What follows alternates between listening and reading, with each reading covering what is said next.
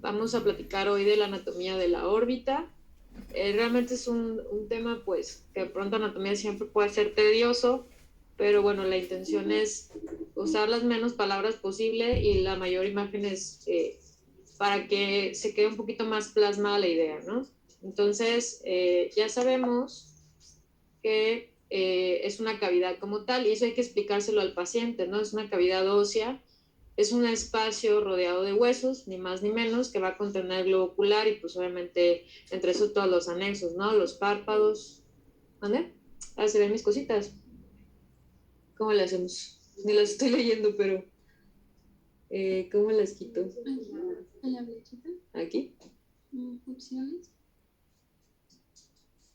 No. ¿Solo anfitrión? No. O puede dejar de compartirlo. Ah, ya. No. A ver. ¿Ahora ahí? Ah. ¿Ahora sí? Espera. Hola a todos. Eso es bien avanzar. Partits. Ah, ya. Vale. Listo. Ahora sí se ve solo la pantalla. ¿Sí? Digo, un letrerillo ahí. No le sirve de nada. Bueno, entonces,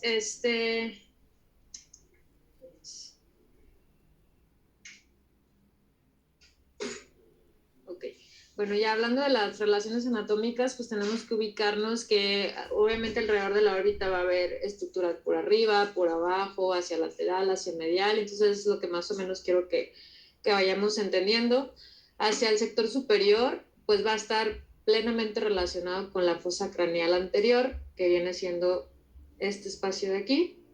Ajá, y el seno frontal. Entonces, pacientes que tengan enfermedades, por ejemplo, de los senos paranasales, pues también, y son patologías que, espérame porque creo que está abierto mi WhatsApp, ¿o no? No, ¿verdad?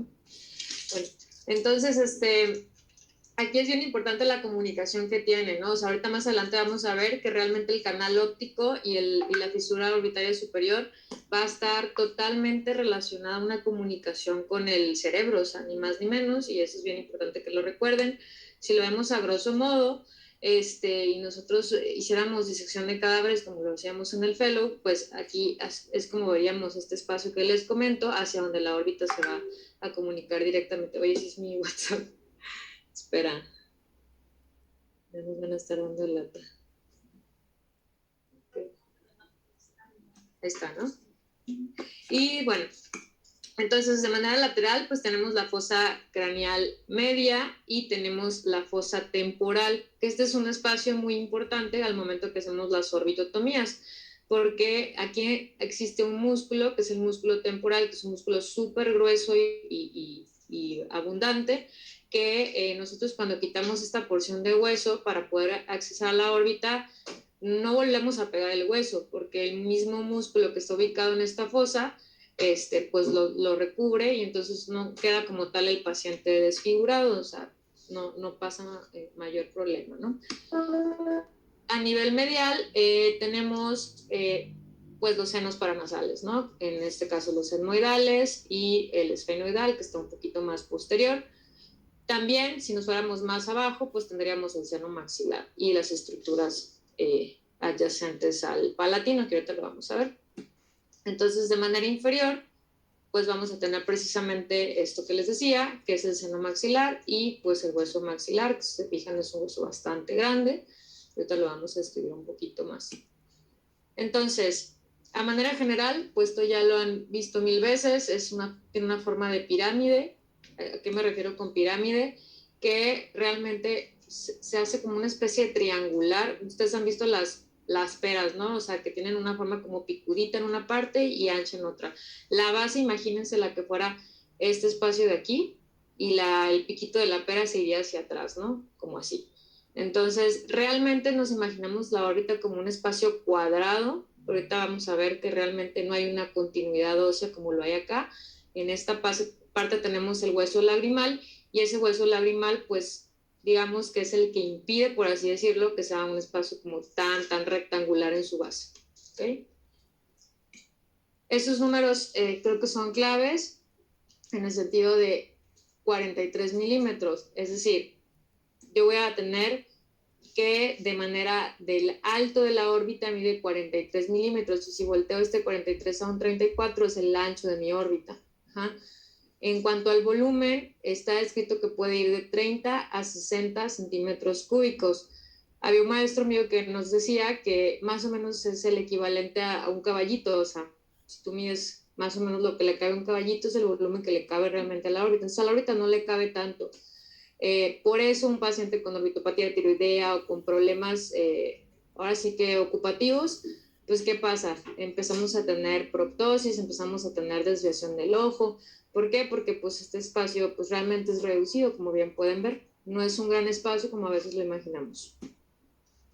Ahora, ¿qué pasa entre las órbitas? ¿Qué pasa con el ojo y la órbita? Esto es como interesante porque, por ejemplo, realmente el eje anteroposterior de la órbita mide unos 45 grados, forma un ángulo de 45 grados, está como inclinado, si lo pueden ver, hablamos de que es como triangular, como si fuera una pera, y el eje óptico va a guardar un grado de 23 conforme al eje central de la órbita. Las paredes laterales, si nosotros las midiéramos entre sí, vamos a ver que miden 90 grados. Y entre las dos paredes mediales realmente no hay mucho espacio, si lo pueden ver, ¿no? Entonces, hay veces que golpes así muy, muy importantes, pues esta pared realmente, esta separación realmente pues es muy poca, ¿no? Cuando tenemos problemas en este tipo de paredes o un espacio mayor, empezamos a tener otro tipo de alteraciones, ¿no? Entonces, pues estos datos a lo mejor parecen bobos, es más como para que ubiquen las dimensiones, pero sí, sí son importantes.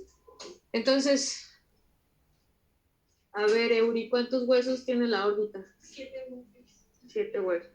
¿Y cuántos músculos tenemos extraoculares? 7. ¿Y cuántos nervios existen o pasan por la órbita? ¿Uno? Nel.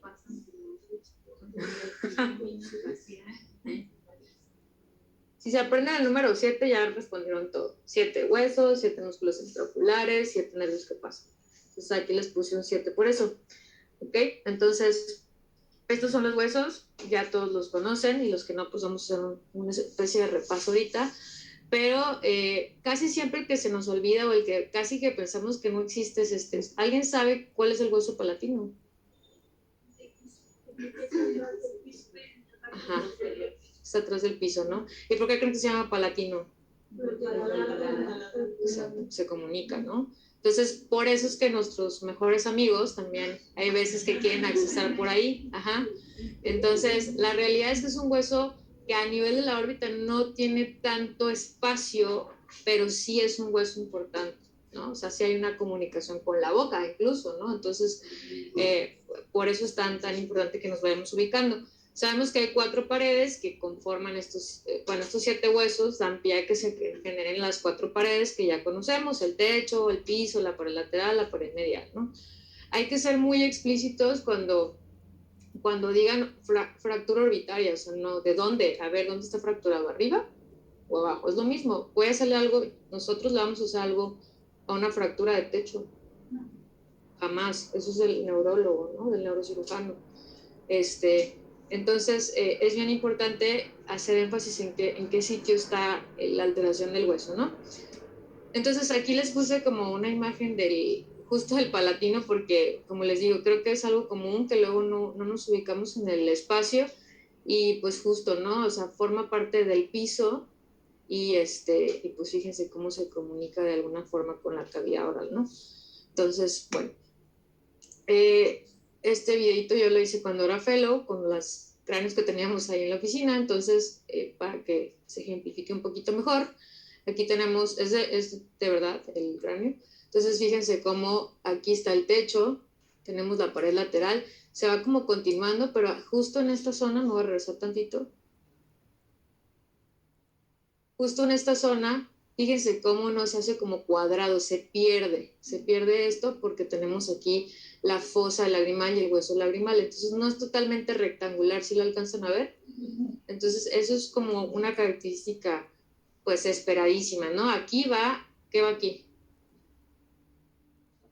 El saco lagrimal, ¿no? Esto es lo que nosotros fracturamos en las DCRs para poder accesar aquí, ¿no? Es un huesito realmente, pues, delgado, ¿ok? Entonces, como que se ve aquí medio... Entonces, hablando de la pared medial, preguntas claves.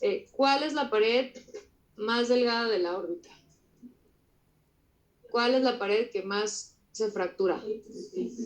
¿Cuál es la pared más fuerte?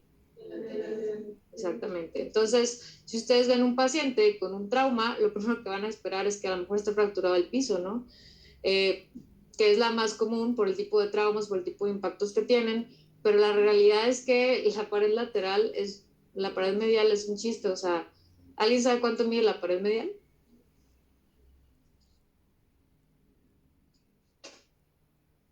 No iría.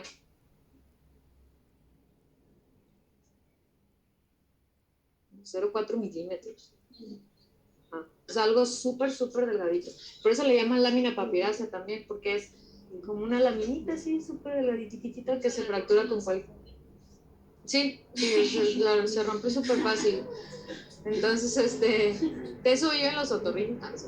Entonces, es muy delgadito, ¿vale? Entonces, aquí es como de las paredes que aunque es muy delgadita, es de las más largas y es de las que más huesos tienen, ¿se fijan? O sea, aunque son poquitos delgada, pues está conformada como por varios huesillos, ¿no? Entonces, fíjense, aquí tenemos el proceso frontal del maxilar, que va por acá, luego tenemos las crestas, que aquí es donde se va a abocar el saquito, y luego ya empezamos a tener más estructuras, como la esmoidal, la esfinidal, que no se ve muy, muy bien por acá.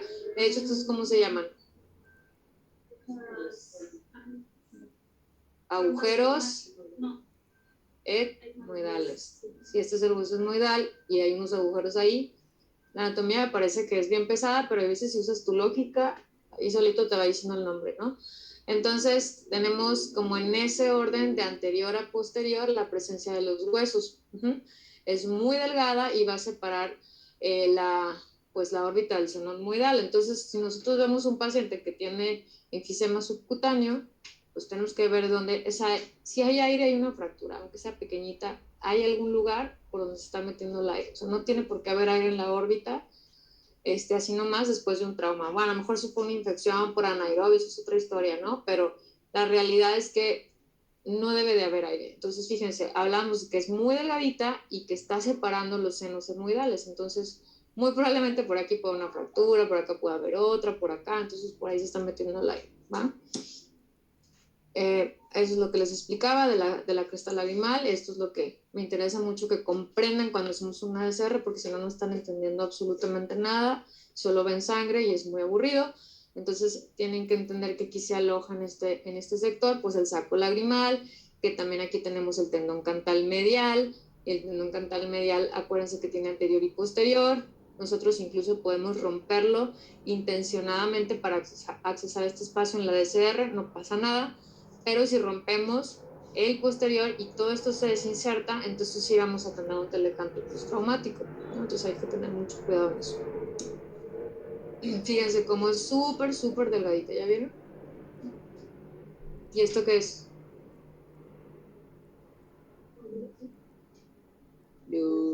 Si este es la pared medial y es el etmoidal, y aquí atrás había unos agujeros, ¿qué pasa por esos agujeros? Exactamente, las arterias etmoidales, que son súper sangronas. Entonces hay que tener cuidado de no llevárselas.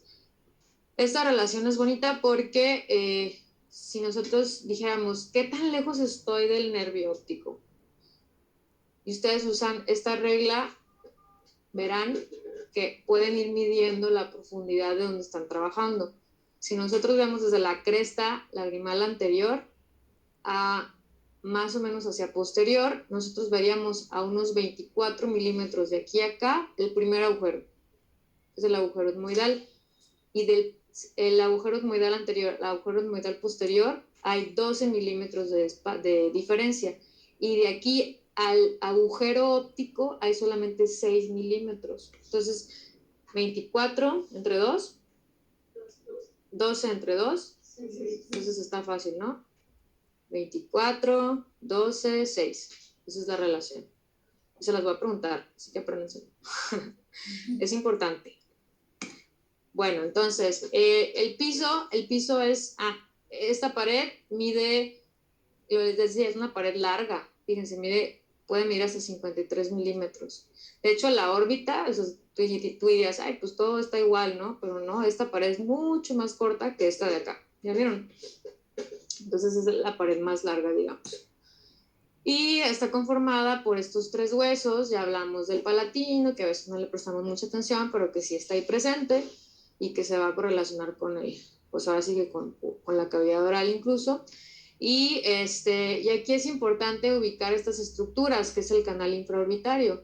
Aquí nosotros tenemos, por ejemplo, la fisura, pero por acá techado está un canal que no alcanzamos a ver y va a desembocar esto que está aquí, que es el agujero infraorbitario.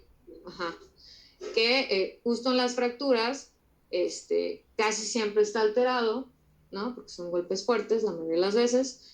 ¿Y qué pasa por aquí? Pues pasa el nervio infraorbitario. Entonces, ese nervio infraorbitario es una extensión del maxilar, entonces todo eso va dando ramas hacia abajo y el paciente se siente todo dormido hasta el labio, ¿no? Entonces, eso es bien común que se los vayan a decir.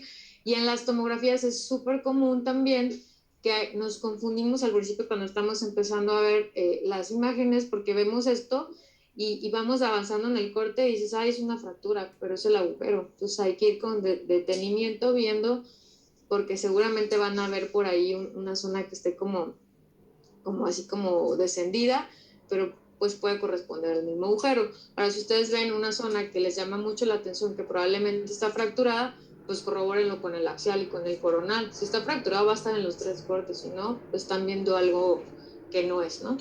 Y obviamente la clínica manda.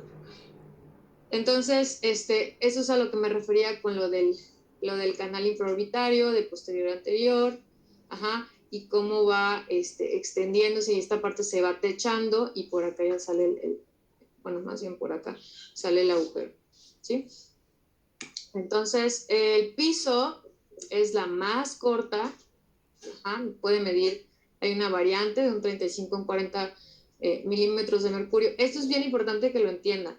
Nosotros creemos, cuando empezamos a ver la anatomía de la órbita, que el piso va hasta acá, hasta el nervio, falso.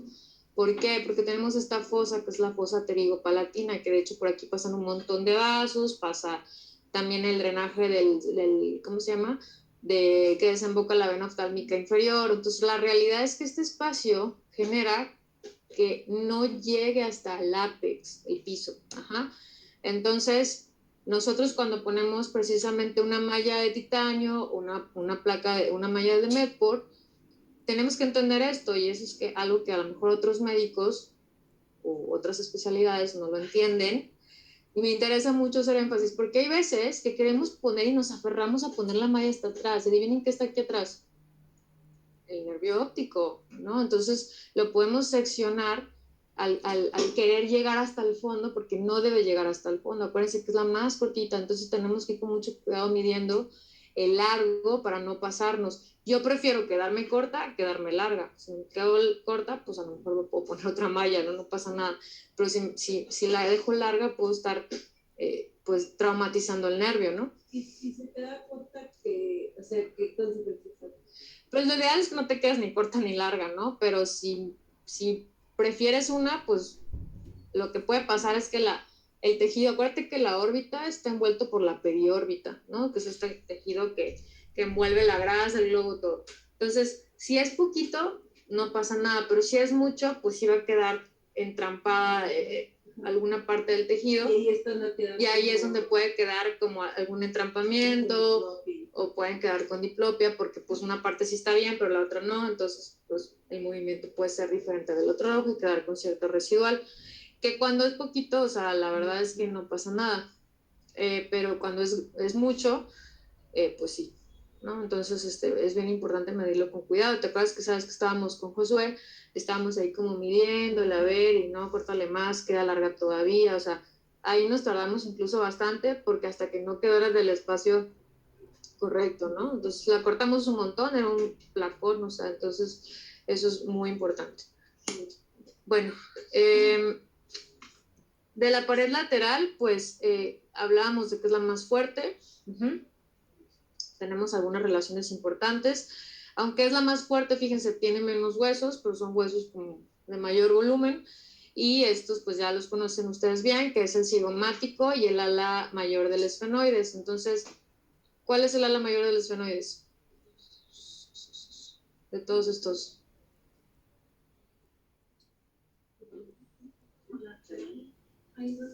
¿Esta? ¿Esta? ¿Esta?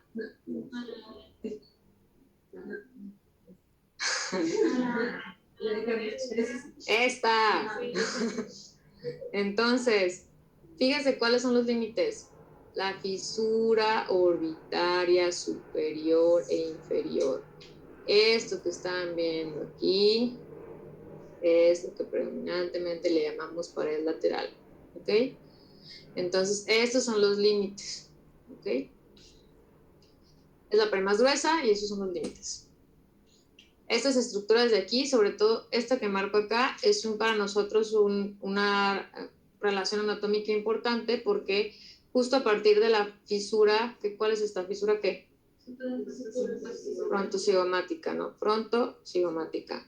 Justo a este nivel nosotros empezamos a hacer las orbitotomías laterales, ahí es donde usamos la sierra, cortamos y hacemos el acceso. ¿Por qué? Porque no pasa nada si yo corto tantito hueso de una pared que es muy gruesa, no voy a descuadrar la órbita, aquí sí quiero entrar rompiendo otro sitio, ¿están de acuerdo? Entonces, y también acá hay algo que nosotros llamamos quiste dermoide, que yo creo que ya más o menos lo han escuchado. ¿Qué pasa aquí? Se queda, es un coristoma, es un tejido, digamos, bueno, en un lugar que no debe de estar, que se queda aquí de manera embrionaria entrampado en esta fisura, y eso pasa hacia la órbita. Y hay veces que se queda como en reloj de arena, o sea que está aquí, pero está acá. Ya me tocó ver. Ajá, exacto. Entonces, hay veces que se queda aquí una bola y acá otra bola y tienen un quistezón, ¿no? Y como este espacio es muy grande, hay veces que las mamás dicen, ay, no hay problema, llegan a los 40 años con una bola aquí gigante. Ya me ha pasado verlos. Entonces, es bien importante. Y la pared lateral, les decía yo que aunque creemos que es como larga, igual que la pared medial, fíjense cómo se queda mucho más atrás que la pared medial, todo lo que mide, y acá todo lo que mide. Ajá. ¿Esta de qué creen que sea? La fisura orbitaria superior, la fisura orbitaria inferior. ¿Qué creemos que era esto?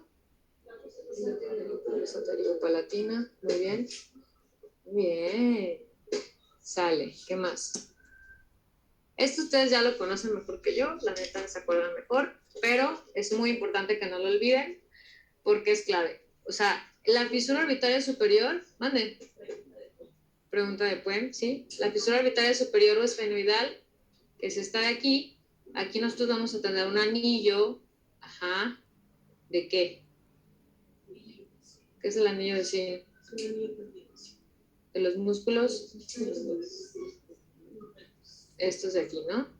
Entonces, estos músculos forman un anillo que va a abrazar o va donde se va a encontrar por dentro esto que es el canal óptico. Obviamente va a estar el nervio.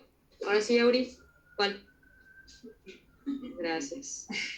No nomás está el nervio óptico de la órbita. Entonces, bueno, te perdonamos. Y aquí tenemos por dentro también estas estructuras, ¿no? O sea, todo lo que está por dentro es esto que están viendo aquí y todo lo que está por fuera a nivel de la fisura orbitaria son estas estructuras de acá. A diferencia de la fisura orbitaria inferior, que vamos a tener como que menos estructuras, pero pues no son despreciables que también las ubiquen, ¿no? Entonces, el techo. El techo está compuesto igual por dos huesos. Ya hablábamos ahorita que los esfenoides tienen el ala mayor y el ala menor. Acuérdense, el ala mayor es parte de la lateral, el ala menor es parte del hueso. y tenemos este hueso que es el frontal. Y fíjense cómo se hace cóncava esta zona, ¿no? Se hace como hacia atrás, es esta curvita. Tiene una forma triangular, mide 46 milímetros de largo. Es delgada, aunque creemos que a veces es gruesa, no, es delgada, y esas estructuras forman parte del techo, ¿ok? Tenemos, por ejemplo, el foramen o escotadura supraorbitaria, y a veces que no se ve como tan como un foramen bien formado, sino como que una escotadurita, que es una variante. Tenemos el canal óptico y la fisura, ¿no? Entonces, estas estructuras forman parte del techo. Y acuérdense, la fisura orbitaria superior, pues es un límite de la pared lateral. Ok, también tenemos algo muy importante a nivel del techo, que es esa estructura de aquí, la glándula lagrimal. ¿Cuántos paquetes grasos tenemos arriba? 2. Sí, se los estoy soplando. 2, aquí está. ¿Y abajo? ¿Y esto qué es? Yes, excelente. ¿Ustedes sabían, muchachos? ¿Qué es esto? ¿Qué es esto de aquí? No, ¿verdad? Ya saben. Nuestra aportación del día. Bueno, y entonces tenemos la fosa lagrimal en la parte lateral, pero en la parte medial tenemos otra fosa que es importante, que es la troclear, ¿no? Entonces tenemos 2 fosas, tenemos solamente 2 paquetes grasos. Si alguien le dice, ay, es que se le está saliendo la grasa de la parte lateral, a ver, wait, ahí no hay grasa, ¿no? O sea, no puede ser. Es la glándula lagrimal, probablemente la que estás palpando, ¿no? Que es muy común que se caiga en pacientes pues, mayores, ¿no? Entonces a veces que se cae y creen que vemos grasa cuando les exploramos la conjuntiva, pero sorpresa, es la glándula lagrimal que ya se les cayó. Entonces el techo tiene así como mil, como detallitos que pudiéramos fijarnos, no es para nada mi intención que se los aprendan de memoria, pero pues sí que ubiquen, ¿no? O sea, que se va como fusionando con otros huesos y que van tomando el nombre exactamente de los sitios donde pues va teniendo esa comunicación. Y el canal óptico, que es el que hablábamos, que está por adentro del anillo de zinc. Fíjense cómo realmente si lo vemos en la vida real, pues es un espacio bien chiquito, o sea, fíjense, todo esto es bien pequeñito. Y aquí está el globo ocular, la grasa, todo, o sea, entonces hay que saber ubicar bien las estructuras, ¿vale? Entonces, el canal óptico, que es importante que les diga. ¿Cuánto mide a lo mejor? ¿Recuerdan cuánto mide? Sí, ya me acordé, que es una pregunta importante. El nervio óptico tiene varias porciones, ¿se acuerdan? A ver, ¿cuáles son?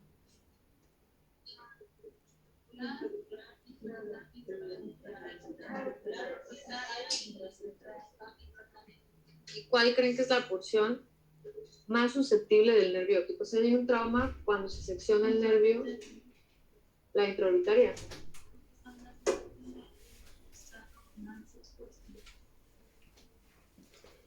No, es esta. Si tú le pegas al nervio en esta porción, como es la más angosta, seguramente va a tener una secuela muy importante, porque es la más cortita y la más delgada. La canalicular. Yes. Aquí está. Information. Tejidos blandos. Vamos rápido porque ya es bien tarde, ¿verdad? El periósteo. ¿Sí entienden qué es el periósteo? O sea, no importa, me pueden decir la cosa que se les venga a la mente. ¿Sí entienden qué es el periósteo y qué es la periórbita? ¿O entienden qué es la periórbita? ¿Qué se les ocurre que es la periórbita? El periósteo es lo que cubre el hueso, ¿no? Y la periórbita es lo que cubre a la órbita, o sea, el globo. Toda la órbita. Haz de cuenta que yo soy la periórbita y abrazo absolutamente todo. Toda la órbita. Todo. Abrazo la grasa, abrazo los músculos, abrazo todo. Yo soy la periórbita. Pero yo periórbita estoy fusionada con el periósteo. Entonces, primero está el periósteo y luego la periórbita. Exacto, es una continuación dependiendo de si te vas hacia adelante o hacia atrás. Mira, ahí les va. Nosotros tenemos el hueso, Ajá. Y se fijan, nosotros tenemos este tejido gris, ¿y lo ven? ¿Ok? Entonces, si yo voy de atrás hacia adelante y soy el periósteo, porque estoy pegadita al hueso, voy, y luego aquí bajo y me convierto en septum, pero también me convierto en periórbita. Soy al mismo tiempo periórbita. Entonces nosotros cuando abrimos el periósteo, buscamos de alguna manera despegar la periórbita. Ajá. O sea, es como una membranita que es lo mismo, pero dependiendo de cómo lo ubiquemos, pues lo llamamos diferente. Pero realmente estamos hablando de que es una fusión de tejido conectivo. ¿Sí me expliqué? Sí. Ok. Porque es difícil de entenderlo y yo la verdad no lo entendía al principio. Pero luego les pongo este video para que lo vean. Miren, fíjense, aquí estamos haciendo vamos a hacer una descompresión en un cadáver, agarro mi bisturí, ese es el periósteo, lo abro, pero eso me da pie a que yo pueda levantarlo y accesar, también despegar al mismo tiempo ese tejido que está envolviendo todo, que es la periórbita. Ajá. Entonces, es muy importante que entiendan que la periórbita sí existe y que este es el tejido que va a estar pues abrazando todo. ¿Qué pasa cuando un paciente se fractura? La periórbita se puede abrir y es donde entonces, que es lo más común porque el hueso la rompe esa membranita y entonces se baja la grasa, ¿no? Y es donde vemos la clásica imagen en un átomo donde está toda la grasa ahí colgando porque pues la periórbita obviamente se abrió y la grasa se empezó a filtrar hacia el seno maxilar. Ajá. Bueno, listo. Los músculos extraoculares, Eury ya se lo sabe, ¿verdad, Eury? Sí. ¿Cuáles son? El recto medial, lateral, recto superior, inferior, el trapecio lateral y el elevador del párpado superior. Ajá. Y los escenarios. Vientos. Este es bien importante, mire, cuando un paciente está fracturado, que es el oblicuo inferior, tenemos que tener mucho cuidado al momento de ponerles una placa aquí. ¿Te acuerdas, Cintia, cómo le hicimos? Ajá. Tuvimos que levantar toda la periórbita con todo el contenido de la grasa y asegurarnos de que el músculo no se quedara ya hasta atrás atorado o que la malla no lo estuviera decapitando. Ajá. Entonces lo tuvimos que como liberar, levantar para que yo pudiera poner la placa justo debajo de todo esto, ¿sí? Que no se quedara nada abajo. Entonces ahí es donde te tardas en subir todo, ¿no? Que no se quede grasa, que no se quede nada, ¿vale? Esto pues es bien importante para nosotros. De hecho, cuando describimos un tumor, quiero que lo entiendan, nosotros lo que hacemos es describir si está extraconal o intraconal. Intraconal es que está dentro de este espacio entre los músculos, ajá, y extraconal es que está por fuera de los músculos extraoculares, en este espacio de acá. Y hablamos de que puede estar anterior o superficial o posterior, ¿no? Casi siempre es por detrás del ecuador. ¿Ok? Muy rápido esto, la irrigación de la órbita tiene dos grandes aportaciones, no nomás es la carótida interna la que va a irrigar pues a la órbita como tal. Por ejemplo, la carótida externa, fíjense en esta imagen, tenemos aquí la carótida externa. La carótida externa a nivel facial y periocular va a dar estas ramas de acá, que tenemos aquí, no sé por qué no se ve, tenemos esta que está aquí, que es la facial se va discurriendo, va subiendo y va dando, pues ahora sí que vasos. En este caso, pues tenemos los dorsales de la nariz que se van a comunicar un lado y el otro. Tenemos, ¿qué otra arteria? La angular, que es bien importante, es una rama del facial, que al momento de hacer las DCR tenemos que tener mucho cuidado, porque al ser una rama directa de la carótida externa, pues sangran bastante, ¿ok? Y también vamos a tener parte de la irrigación de los párpados, ¿ok? A nivel del facial. A nivel del maxilar, pues aquí si se fijan está, entonces la carótida externa, está el facial, está el maxilar y está la temporal. Entonces son como las tres grandes ramas de la carótida externa que van a irrigar esta zona de interés que estamos ahorita estudiando, ¿sale? Y como para que se lo imaginen un poquito mejor, ¿no? Como con el dibujito es más fácil, ¿va? Y la carótida interna, pues ya saben que tiene varias porciones, dependiendo por dónde vaya pasando. Tenemos la porción petrosa, la porción cavernosa, que es esta de acá, y la porción cavernosa da, a nivel de la porción cavernosa, perdón, aquí lo que hace es romper o traspasar, por así decir, la dura madre. ¿Y qué es qué es esto de aquí? ¿Cómo se llama? La oftálmica, exacto. Entonces, la carótida interna va a dar a la oftálmica y la oftálmica va a dar ¿cuántas ramas? ¿Cuántas ramas da la más?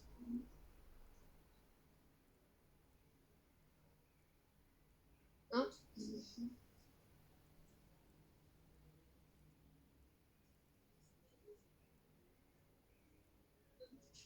Las ramas terminales, bueno, ahorita las vemos. Entonces, aquí tenemos la oftálmica y fíjense cómo la oftálmica ya a nivel orbitario, porque esto ya ahora sí es órbita, entra como inferior lateral, luego se va como lateralizando, se sube y empieza a dar ya sus ramas terminales. Entonces, eso es lo que les platicaba, cómo va atravesando, esto es lo que les acabo de decir, y las 13 ramas que tenemos.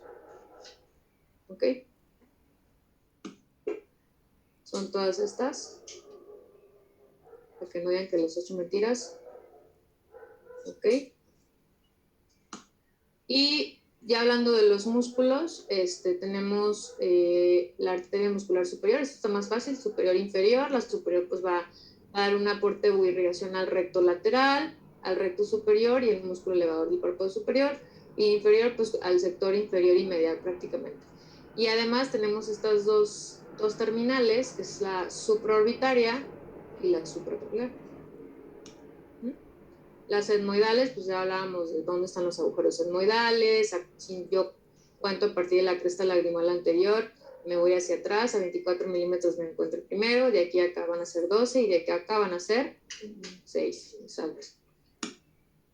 Y la arteria lagrimal, que es esta que va por acá, va dando también sus 3 ramas al mismo tiempo, que pues, no me voy a meter mucho ahí, pero que sí sepan que esta ramita o terminal da sus propias ramitas.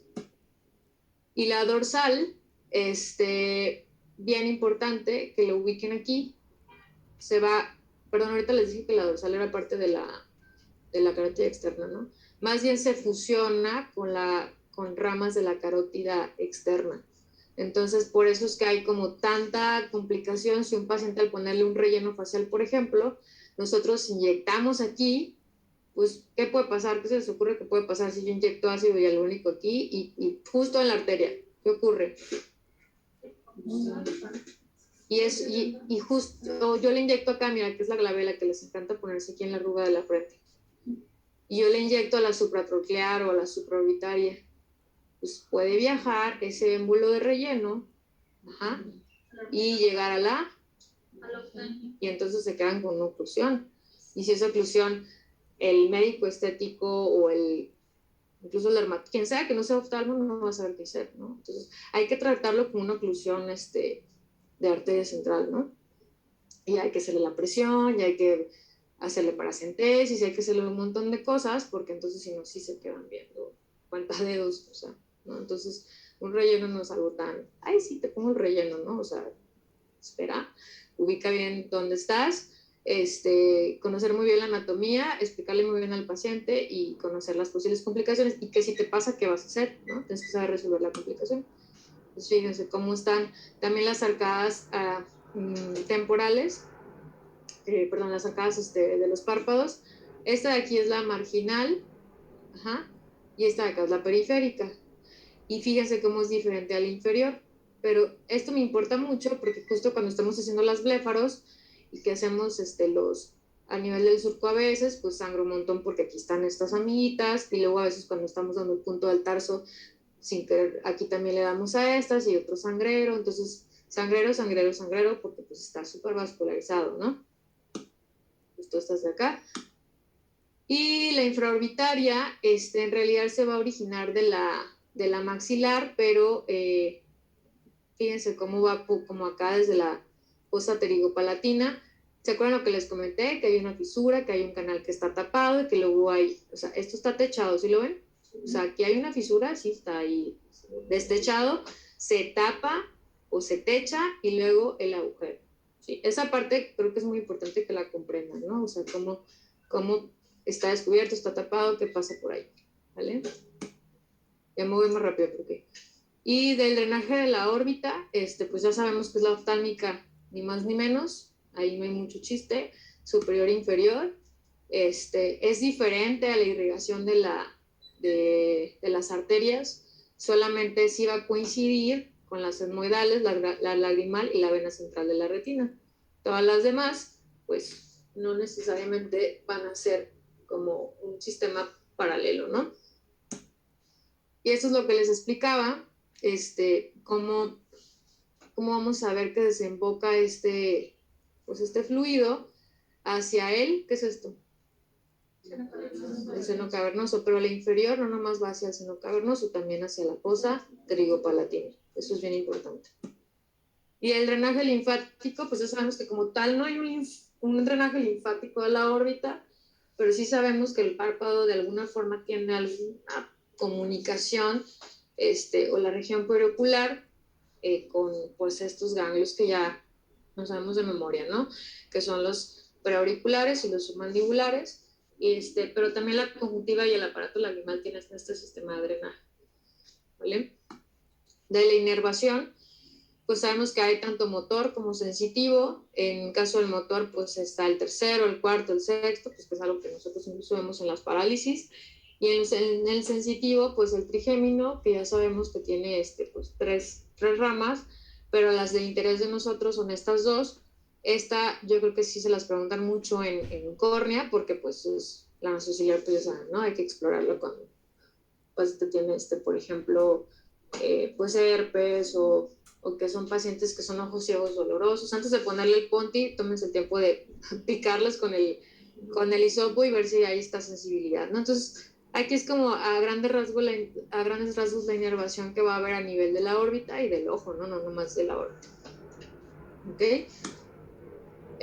Pues el trigémino es como algo que pudiéramos desarrollar un poquito más adelante porque es complejo entender el trigémino, o sea, aquí es como una mega embarrada. Yo creo que lo vamos a tratar ¿cómo se llama? De analizar con calma, creo que es muy preguntable y que hay que saberlo bien, pero bueno, más o menos para que tengan una idea y ya no aburrirlos, ¿vale? No sé si tengan alguna duda. La realidad es que creo que una clase de anatomía tiene que ser así, o sea, si tú pones muchas letras, el paciente les digo, el paciente se aburre y la verdad es que ni estamos siguiendo el que está hablando, ¿no? Entonces la idea es como imágenes, entenderlo, explicarlo, ser como muy enfático en lo que más interesa, no tiene mucho caso dar muchos números, como que sí los más relevantes, ¿no? A ver cuál es la más larga, cuál es la más corta, cuál es la más gruesa, cuál es la más delgada, porque al final sí aplica a la clínica, no nomás es conocer números y ya, pero me gustaría que las clases así las dieran, obviamente las pueden hacer mucho mejores, pero como que sean breves, o sea, muy concisas, y que las veamos con tiempo para que no estemos aquí una hora viendo una clase chapa, o sea, la verdad es que perdemos tiempo todos, ¿no? Entonces, por eso les pido que se acerquen conmigo por lo menos una semana antes para que la revisemos y yo les diga, ¿sabes qué? Esto quítalo ni al caso, o esto sí, pero ponle un videíto o algo así, ¿no? Es como más sencillo a veces con videos e imágenes que con 800,000 letras, ¿vale? Pero bueno, ya hablando de la clase, no sé si tengan alguna duda en particular. ¿Todo bien?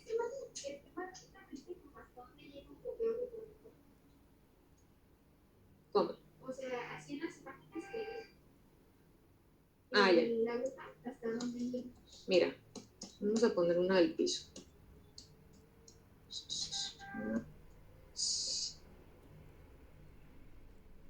Yo creo que esta, ¿no?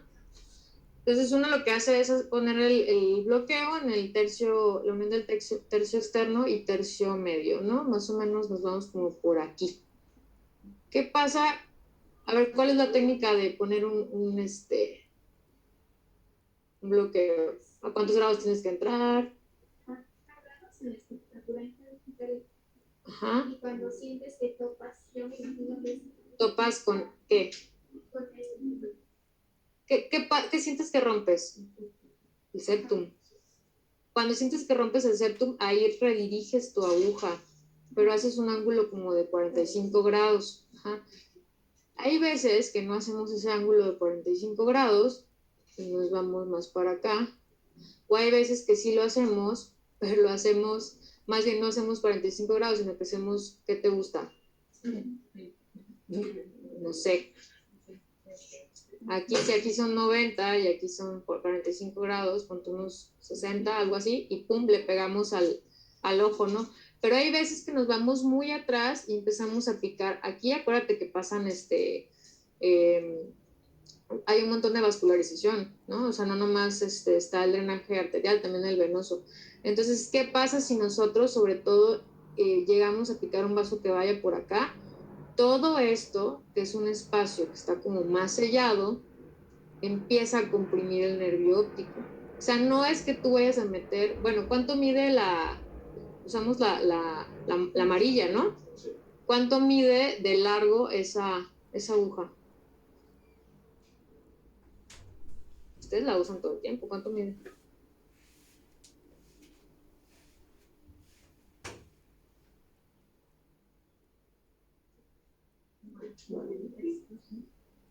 ¿Mide 10? ¿Mide 20? ¿Mide 30? ¿Cuánto mide?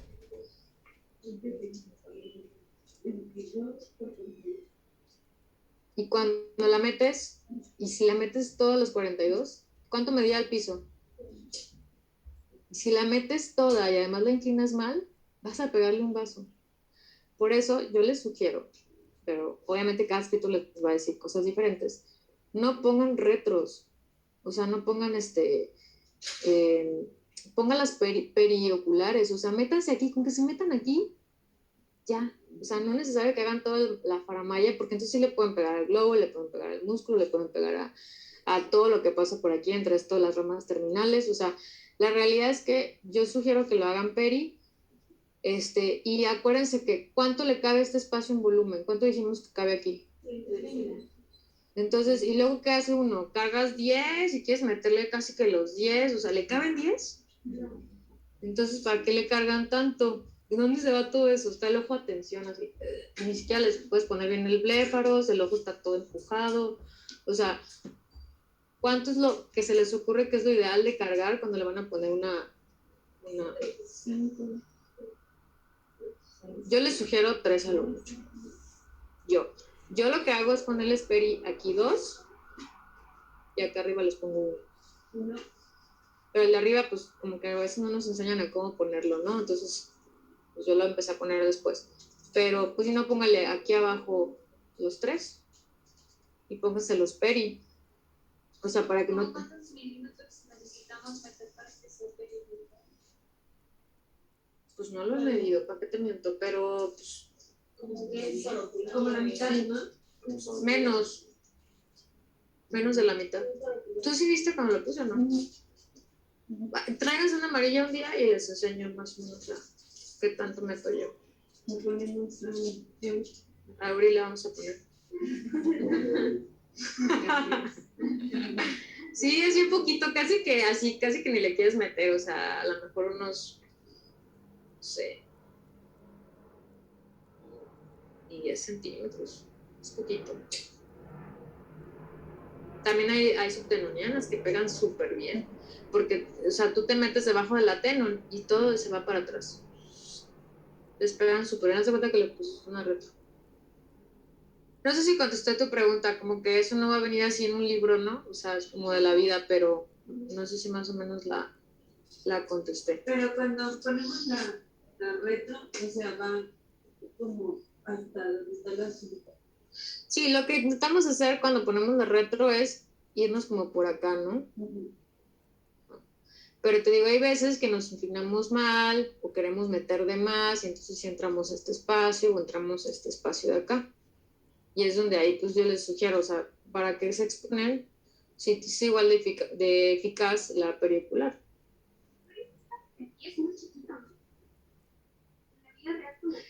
Es que este es un esquema, pero, o sea, de aquí a acá, ¿cuánto va a medir? Pues suponiendo que aquí tenemos 42 milímetros, ¿no? Más o menos. O sea, yo te estoy pidiendo que no entres ni siquiera a 30, te estoy pidiendo que entres a lo mejor unos 15 o 20. Ajá. Ni siquiera tienes que terminar de hacer el ángulo de 45 grados, o sea, a lo mejor ya pasando el septum, inclínate tantito, unos 20 grados, y te quedas como ahí afuera, ya no haces todo el de meter. Digo, o sea, si ya aprendieron, ya lo hacen, no les pasa nada, pues qué bueno, pues pueden seguirlo haciendo, pero pues algún día les puede pasar, y si les pasa, pues tienen que saber hacer una cantotomía cantolisis, porque entonces sí, ¿no?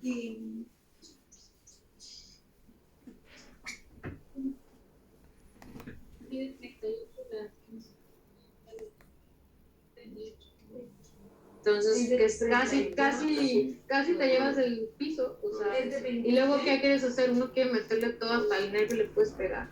Que sí ha pasado, que inyectan el nervio. 25 por 38, ¿no?